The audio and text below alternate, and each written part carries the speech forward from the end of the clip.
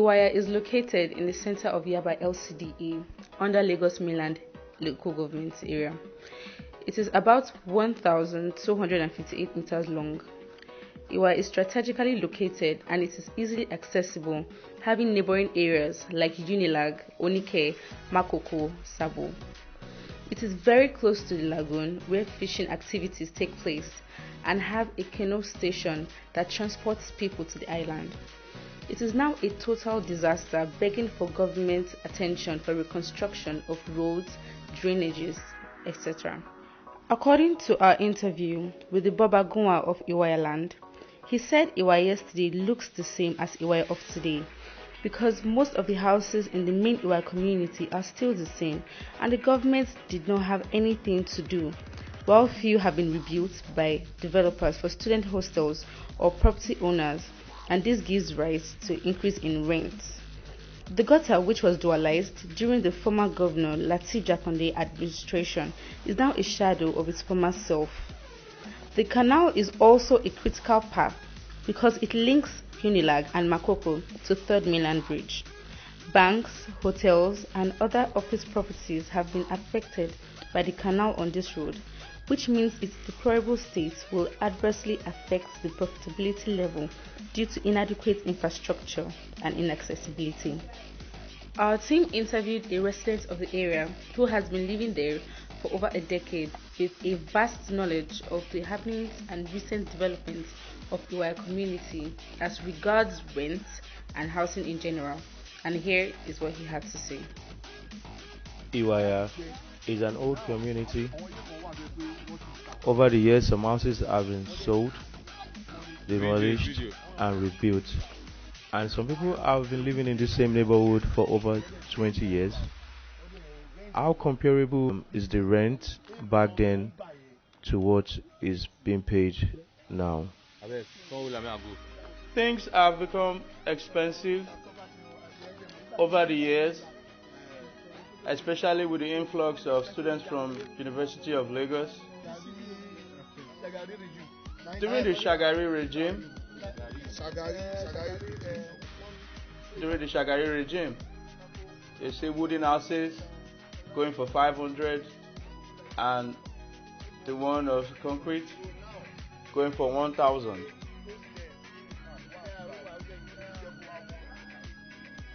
Things have become really expensive because right now a room goes for about 5,000 for a month. Our team took time surveying the area as regards the physical, economic, and social conditions of Iwaya community. This gave us an in-depth knowledge of the inner workings as compared to Professor Mabogunje's work of 1968.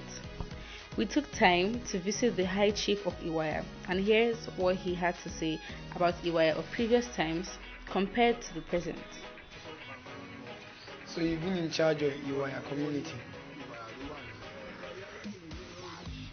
So to say, I'm Chief Babagunwa of Iwaya land, the Yaba. Chief Babagunwa. How many years have you been in Iwaya? I've been in Iwaya since 1950. So like how many routes can we take to get to Iwaya? There are plenty routes into Iwaya. You can go through Ogudimu Street, go past Kwako, down to Makoko, or you can also go through the market, down to Mitogun, then straight to Onike. Yeah, there are different routes actually into Iwaya. So is it land use charge they give out to the landlords of Iwaya community? Yo, it's land use charge. No, land use charge and not tenement rate. They just brought the land use charge last week, and ever since they've been bringing land use charge, I've never owed the government one kobo.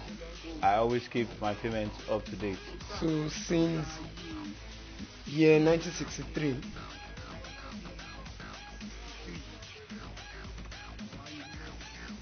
is it not 1960 Nigeria got independence?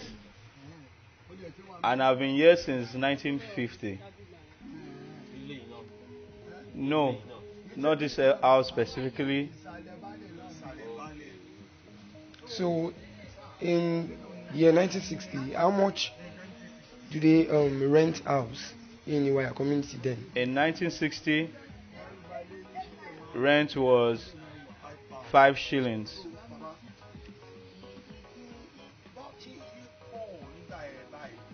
No, there were not too many houses. Back then, if you say you live in Iwaya, they will ask you, where is Iwaya? Because Iwaya back then was full of bushes. You know Fasiloma? That school called Fasiloma. I was one of the builders. I'm actually a carpenter. Okeodo too. It was wooden bridge that we used to cross over to the other side.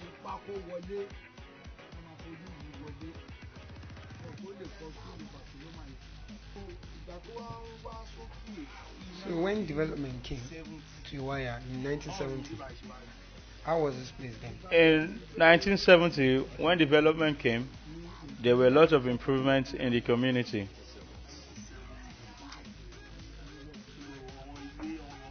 Yeah, people started building houses during the time of Jakonde, Chief Latif Jakonde. That was when the road was initially constructed, and there was also a bridge too that was constructed. So all these houses in Iwaya, like how many years have they been here? These houses have been here for so long. Some of them were made from mud, they are clay houses. Even the one beside me here was also a mud house. So rent of 1970, 1980. Then it was 10 shillings for rent. That's 1 naira. So sir, are there canals in Iwaya that affect houses that even those that want to come and rent house here? You see that canal that is over there leads straight to Tomeland Bridge. So if this canal is filled up to the brim, it affects the whole community of Iwaya. Yes, it does affect when it's filled to the brim. So what do you think governments can come and do? I think the government can come and help us construct pavements the same way they did at Unilag. You know, sir, that before government can curb the issue of flooding and other natural disasters, some houses in this community will be demolished. You see, most What would of your the people say? houses beside the canals, they are all unapproved houses. Those are shacks made. They are all beside the canal. They are all unapproved houses. So, sir, some houses are in Iwaya that are new houses in Iwaya, newly built houses in Iwaya. Yes, there are some. You can see some over there, one over there. There are Okay, lots sir. of new residential buildings too. If you want to see from this angle, these newly built houses compared to the the houses of 1960s, how much is the rent of one bedroom of then compared to now? I can't really say how much its 3 bedroom flat is, but a room is 5,000 naira. Whether it's a new house or an old house or a renovated house, they are all 5,000 naira. Just the same way things are getting more expensive, it's the same way rents keep going up. So what do you want government to do? You see over there, you see this gutter. It was constructed by Jakonde from way back,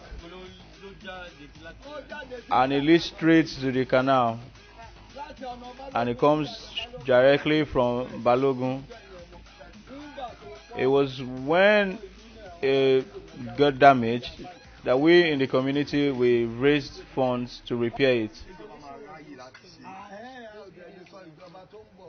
Now, these houses, they are too close to each other. So there's no way the government can come and do something to this community without demolishing some houses. You see, let me tell you something. So many times the government officials have come to measure this place. You can see most of these shacks here, they are all on the government road. Even the one right in front of my house is part of the government road.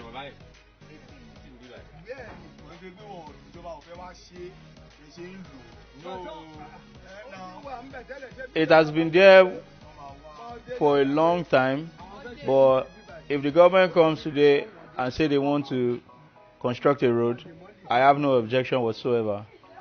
So, sir, what do you think the reaction of your people would be if government comes to demolish some of these houses?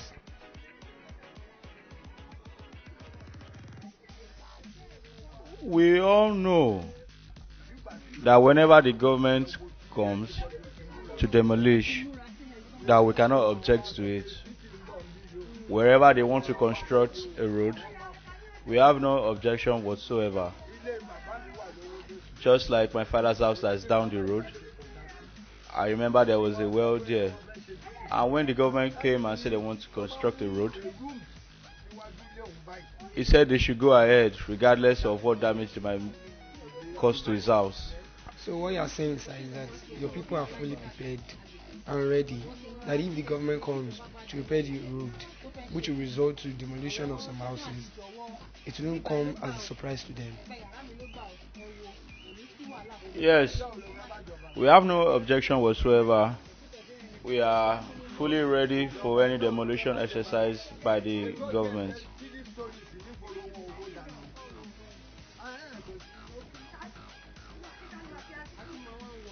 And you know, sir, that if government comes for such activities, which result to the demolition of houses, they still give compensations to those who have titles, such as C of O's.